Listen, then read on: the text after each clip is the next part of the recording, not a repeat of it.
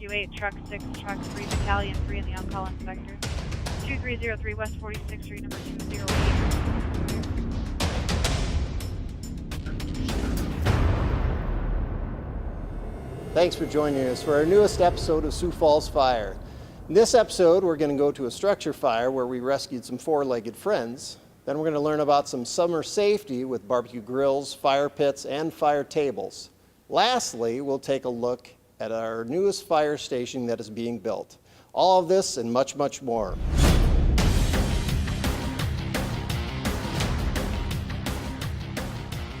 Firefighter Adam Frick. I'm on Heavy Rescue 5. We were dispatched to a garage fire, and we were just coming back from training, so this is outside of our territory, but we ended up being first in on the fire. We saw a column of smoke from a distance, so we knew we had a fire coming up, so we made a plan in the truck to pull a 2.5-inch line to knock the fire down, which was in the garage. So we had would be a fully engulfed garage with an attached structure, attached house to it. And we had the front end of a car burning, which was outside the structure. So pulled a 2.5-inch line to knock everything down, and then everybody else started showing up and getting other assignments that are also important, like primary search, as well as extinguishing the rest of the fire. So attached garage fires or any garage fire is a little bit more difficult. A lot of people store numerous amounts of things. I mean, just think of what you store in your garage, whether that be gasoline for the lawnmower itself, cars, which have their own issues. So now you put that inside of a structure that's attached to living quarters, and now we have two really important things to worry about. Put the fire out, as well as protect that occupancy so that they can, if they're inside, make egress. It looks like a few animals were pulled out, so again, that's the job of the crew that goes interior. So you know, two really important things you want to happen simultaneously at a fire like this. You want the fire to go out, and you want to be able to perform a search. So with two crews like we had right on top of each other, we were able to perform those almost simultaneously for the best of both worlds. Hey, with summer finally here, nothing better than throwing a steak on the grill for the first time. And to help me go over some safety precautions before we fire up our grill for the first time this year, I have my fellow inspector Brandon along to kind of go over some tips on the grill. So Brandon, welcome. So if we're firing up the grill here for the first time, what are some safety precautions we need to look at? Well, as we have here, this is our typical grill that you're going to see on most decks throughout the city. It's got 5 burners on this one. First thing we want to check is that our grill is just in good working condition. Hasn't been dinged, the lid isn't jarred off from the long winter that we've had.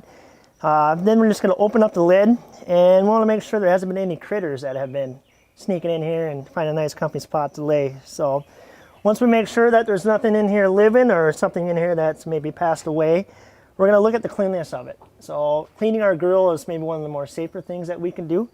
So we want to have a nice clean grill. I'd recommend cleaning it, after every 3-4 uses that you have. So regular grill setup, we have our grates, we have our top grate. One thing I want you guys to look at is down here we have our propane lines where they come up from the bottom of the propane tank. We want to take these off and want to make sure that these are in good shape. There isn't any rust on them. There isn't a big rusted hole that would allow more propane to come out on one certain side. And we just want to make sure it's nice and sound. Look at the over condition of the entire grill. Make sure there's no rust spots not falling through. If it is, it's time to get a new grill. All right. Now, after we look at everything, where's a safe place distance away from your house should you be? Recommendation is to keep the grill, about 3 feet away from the house. One thing we really want to make sure when we're doing this, we're not inside any enclosed structure starting the grill, and we want to look at what's over us. Is there is there an eave or is there a soffit hanging over? What happens there, we get the grill up close to the house and there's a soffit up above it, it's going to trap that heat, and the heat's going to go nowhere. Pretty soon, we're going to have melted siding, and it could lead to a structure fire. All right. So okay. 3 feet away, make sure there's nothing above you when you're grilling. Okay. So now after the grill, propane tanks. So what do we need to look at with the propane tank? Great question, Twilight. So our propane tank, which is underneath here, we can get these at any hardware store, any big box store. Usually around 20 pounds. Our connections are going to be big on this. So if we have improper connections on our propane tank, it's going to lead to expelled propane, which could cause problems obviously, and it's going to cause a hassle for you because your propane tank is going to empty out a lot faster than you want to. So a couple things we can do, we can make sure that the fitting's on tight, and we can do what's called a bubble test, where we get some dishwasher soap or dish soap and put it in with some water. We're going to spray it on there or brush it on there with a brush, and slightly turn on with a quarter turn on and see if it bubbles up. If it does bubble up, it's telling us that it's leaking. If it's nice and tight, it's telling us that it's not. And then also one thing with the propane, every time we turn on the grill, once we use it, we turn back off the propane so that's off, so we don't get any miscellaneous bumps on the grill, and it turns off, or it keeps expelling propane when we're gone. Another thing too I should talk about is starting the grill. So when we turn that propane on, right here is our ignition, if you can hear it. You have this on right now, so we're going to turn it off. So we're lighting it right here, you can hear that. You don't want to hold this for more than 5 seconds. So what's that's doing, this is going to be on. You can smell propane right now. If we close this and we get a big buildup of propane and we light it up, you can have a gas explosion. And that's one thing that we want to be aware of. So 5 seconds on here, with a little bit of propane. If it doesn't, close the lid, back off, wait 10, 15 seconds, open the lid back up, turn the gas back on, try again. All right. All right, Brandon, another common thing I'm starting to see on a lot of decks is these accessory fire tables, fire accessories. Can you tell me a little bit about these? What are the regulations on these? Should we keep these away from the house as well? Yeah, so the big thing, like you said, really common now are the propane accessory tables like this. They can be a lot longer, or even the fire pits now that are propane fed. Same thing is going to apply to those as to a grill. We want to keep them away from the house. Not into a closed area. Make sure that we're not hanging or putting them underneath our soffits. Also, no combustibles inside those, just like we wouldn't put paper inside of our grill when we're grilling. A lot of people are going to have these are called lava rocks. That's not charcoal, believe it or not. We're not putting charcoal in there. So there's lava rocks, glass rocks that are going to go inside these, but pretty much the same things. We want to make sure underneath with the propane tank that we have on, in this case, this runs off a 1 pound propane cylinder, that we have a good strong connection. Just like when we talked about on the grill, we want to do our connection test with the soapy water to make sure we have no leaks. But other than that, same rules apply for these fire pit tables. So. All right, sounds good. Yeah. Brandon, is there anything else that you'd like to tell everybody about just anything with the grill safety, fire pit safety? You know, obviously when you're dealing with heat, there's always a hazard to burn yourself. Never want to leave these unattended. Always want to keep a good eye on them. You don't want your kids playing around with them. Just try to eliminate all the hazards that you can so you can keep your family safe. All right, Brandon, now we're back here in the backyard. Another thing people like to enjoy in the summer is these fire pits. What are some regulations on the fire pits, some safety precautions we got to watch with these? So we do receive some calls throughout the year of people maybe getting a little bit too crazy with their fire pits. It goes from a fire pit to a bonfire pretty quick, and I'll talk about the difference here. So a fire pit is going to be anything that's 3 feet in circumference or square, and then it can't be higher than 2 feet. And there's a couple of things that it needs to do to qualify for us to be able to use it in the city of Sioux Falls. One, it needs to be either earthen made or earthen pitted fire pit. So what that means is you need to dig it into the earth 3 feet by 2 feet, cover it by block or whatever you need to do, and it needs to be non-combustible. And obviously right here we have our generic fire pit that you can get at any box store. This is also a good piece of equipment, safe piece of equipment that we could use to kind of help eliminate some of the hazards that come along with these things. All right, distance from the house or any other structure. Yep, distance from the house is going to be 15 feet from anything combustible. So our house is obviously our big one. Trees, anything, a shed, 15 feet. Usually we don't want to put it on grass. It's going to kill that grass pretty easily. So a nice flat surface, 15 feet away from combustibles. One thing too, there is a city health ordinance. One of the main complaints that we get is smoke coming into other residents' houses. So if it's a windy day and they are getting smoke and you do get a call from that, fire department may show up and tell you to possibly put your fire out. Just be cognizant of your neighbors. Don't do to them that they wouldn't do to you that you wouldn't like. So. Now wood, is there certain types of wood we can burn? Yep, so there's only two things that we can put in the fire pit, and one of that is wood and the other is charcoal. There's no other combustible material that we can put in these. You don't want to go to Menards and buy a bunch of green sheeted 2x4s and put that in there. They do treat those with chemicals, so you don't want to be breathing those in. We like to use is just good old wood. This is nice, good, dried out wood. This stuff would burn really easily in here. We don't need a lot of stuff to get it going. We don't want to exceed the limit of our fire pit. We don't want it hanging out. Keep it confined in there, no greater than 2 feet. All right. And let's talk about a little bit if it would get out of hand. So, do we need a water source? What are we looking at? That's a great question, Tyler. We always want to either have, there's a couple things that we can have. One's obviously the good old fire extinguisher. Minimum of 4A fire extinguisher. You want to make sure, obviously, before you have the fire that it is full and in good working condition. You can't pull out of your boat that's been sitting in storage for 30 years and it's all rusty and old. So we're going to have a good working fire extinguisher, or we can have a couple other things too. You could have your hose with the water spigot close by that you can have laying by there. It does get out of control. And then we can also use dirt. If you have a pile of dirt, you can throw black dirt on to get it out. Obviously, we never want to leave these unattended. Before you go into bed at night, make sure this is completely out before you go back in, especially on those windy days. We don't want embers coming out of there and flying and land on your neighbor's roof. Now, a common thing I see with these embers, or with the ashes and everything, is a lot of people might want to throw them in their garbage can right away. How long should we let these sit? Should we soak them first? Or what's the correct way to dispose of your ashes? So I would say the correct way to expose your ashes, when you go in, make sure they're nice and wet, there's nothing glowing. Come out the next day, there's no smoke, nothing going on still. There's no heat from it. After that, you can expose from it. Perfect. Is there anything else that we should know, Brandon? No, I think obviously this is something that me and my family like to enjoy throughout the year. As long as you're being safe with it, I don't see any problems happening. All right. Well, Brandon, I appreciate your time. If you do have any questions about anything we talked about today, log on to the website, siouxfalls.org/fire. Down here at Central Fire Station today, we're going to talk with Captain Tim Schillerstrom here about some of the differences that we've had to adapt to with the COVID experience. Well, thank you, Ryan. So normally when you see firefighters responding to a medical emergency, there are other things that we have to be concerned with. Right now the world's kind of focused on COVID and our current pandemic, but there are other bloodborne pathogens and other communicable diseases that firefighters may be exposed to. So when you see a firefighter responding to your home or to your family with a medical emergency, you're going to see us in our duty uniform. We're going to have eye protection to protect our eyes from splashes, and we're going to have EMS gloves on, very similar to what you would see in a clinic or a doctor's setting.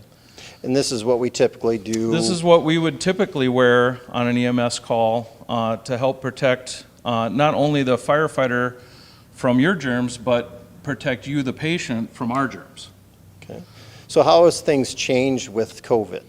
So with COVID and the current pandemic, there's obviously a heightened possibility of sharing of germs and the transmission of the virus.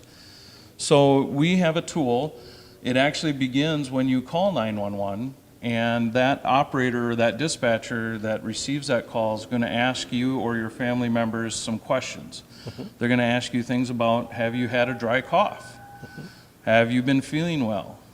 Have you been traveling? And based on how you may or may not answer those questions, they're going to tell us as the responders that the COVID survey tool is positive or the COVID survey tool is negative. And what that does is that gives us as firefighters and responders an indication that we may want to consider a higher level of protection. And so the first step to that higher level of protection is our N95 masks. Which with the N95 masks, how are those used on the department? Do you have to do testing with those, or? So the N95 masks are a respiratory protection that we do fit test. They come in different sizes.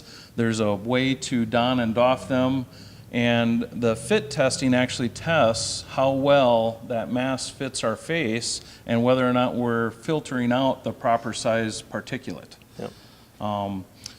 So now Adam has donned the N95 mask. You may see a firefighter respond to you in this instance. This might be something that we would have maybe The COVID survey tool was unknown. We don't have reason to believe that you've been exposed to COVID, but we may choose this level of protection. Okay. Now, for those medical calls where the COVID survey tool is positive, maybe the family member says, yes, we've been sick, or yes, we just went to the clinic and we had a positive test, but now our family member is having trouble breathing and the COVID disease has progressed. Okay. We would don actually a higher level of protection, and so we would actually wear the paper suits, which help protect from any splash transmission or picking up the disease from objects that we would come encounter with your home. And one nice thing with this, I guess, too, when you get back to the station, you take this off. You don't have to clean your clothes, so it really protects the crew and even the apparatus. So you take that off before you get back in the apparatus to keep it clean. Yes, so most crews here, once Adam gets this donned, when we take it off, we call it doffing. Most crews would actually remove this protective clothing on scene before they get back into the rig. Okay. So we would bag it and dispose it.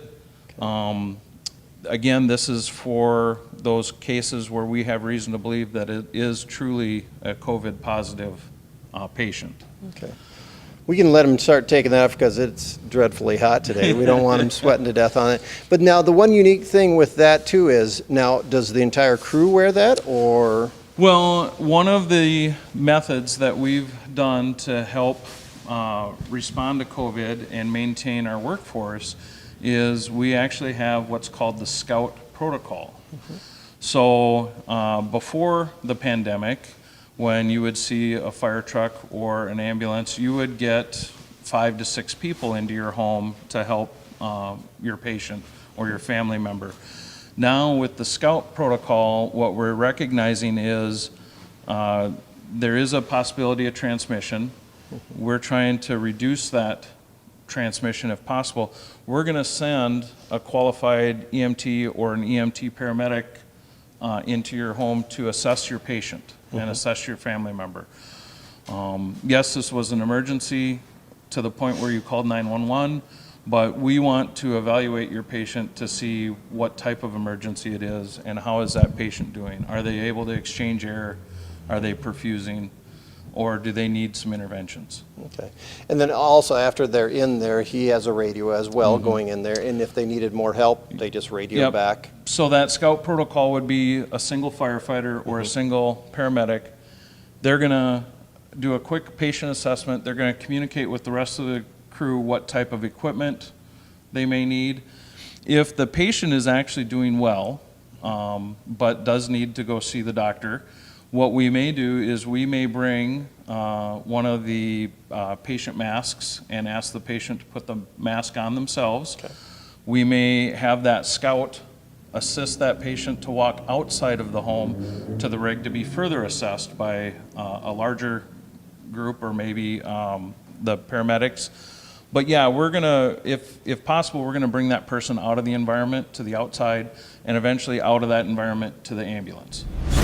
So I'm out here with Division Chief Jeff Helm, and we are at Sioux Falls Fire Rescue's newest fire station location, which will be Station 12.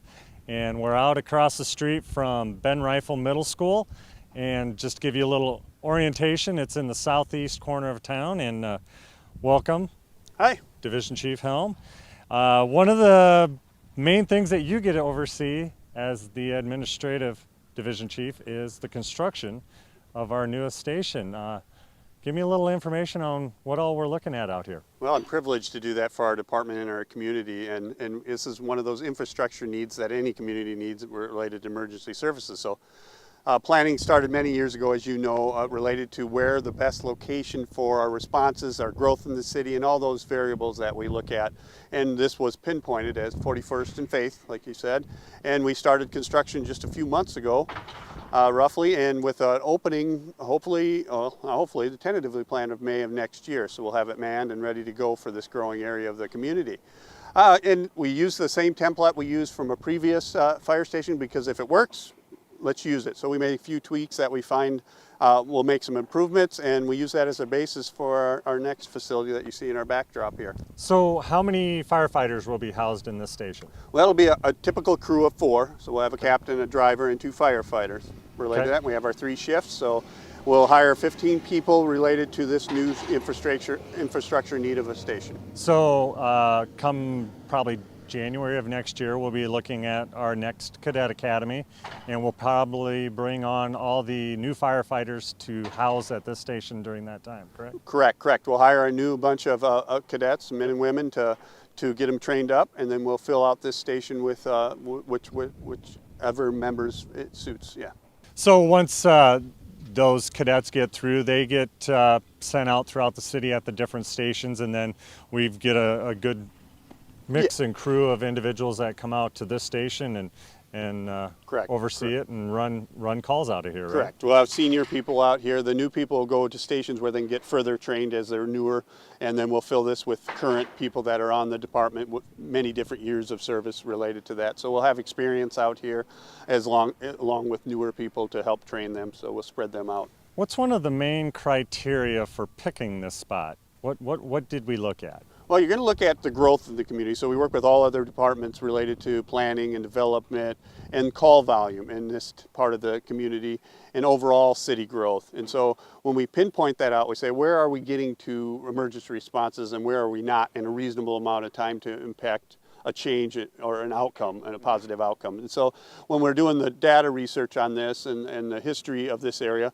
we try to pinpoint an area that's easy for access to get in and out for fire apparatus, and in a location that just makes sense in the community, in the neighborhood. And this was an ideal location related to the 41st and Faith, a major furrowway on 41st Street. Yep, and the growth out in the southeast here is starting to expand, as we can tell just looking around in all the apartments and houses and middle schools and different things. So it's a growing area. Exactly. And it'll be a great place for a new fire station. The community, the people that live around in this neighborhood will be able to have a new neighborhood fire station to have. Exactly, a positive impact for not only this neighborhood but the community as a whole, because we got more resources in an area that needs it, and so the impact will be a positive one for those emergency responses.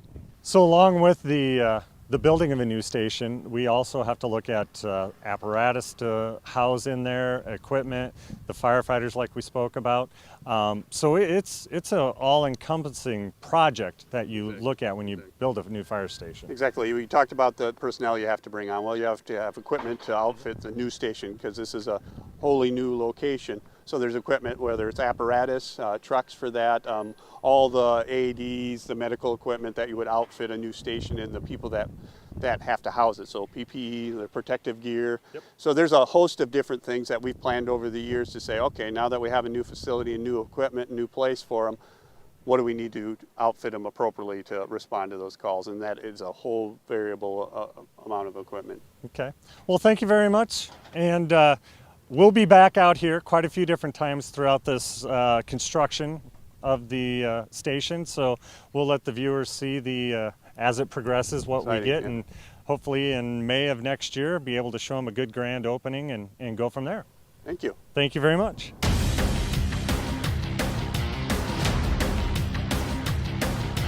Today we're at Central Fire Station, and we're going to go through a truck check on one of our unique rigs down here with, who do I have with me today? Brandon Glazer, sir. All right, Brandon. So tell me about this rig, why we have it, what we use it for, and why it's down here at Central.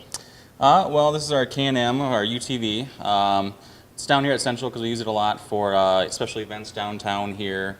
We use it especially a lot on the bike trail too, where we can't get a truck down. So it comes in handy for that. And then we also use it for our wildland urban interface areas around here. Okay.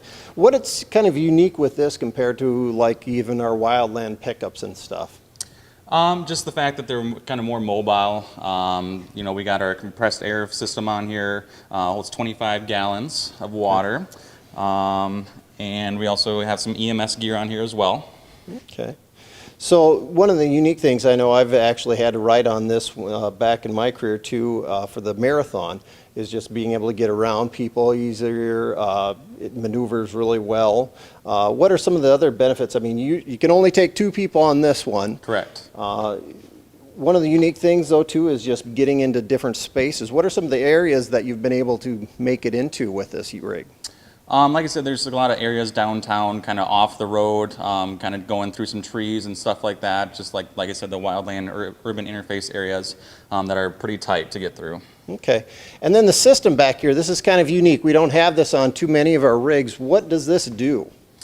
So it's a calf system, so it just allows us to add foam to the 25 gallons we got back here, and it just allows us to make that 25 gallons last a lot longer. Yeah, definitely. Because, I mean, with this rig, you can't haul a lot of water like on our regular fire trucks. We have up to 500 gallons on those, so this can't haul that. But you can get into a lot of different areas, and then that foam will go a lot further with this rig.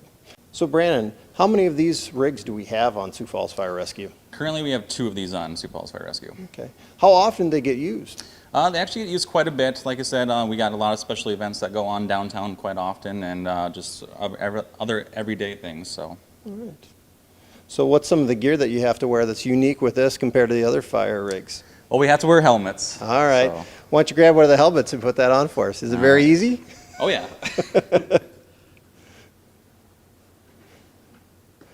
Yeah, not too many times as firefighters have to wear these. Looks good.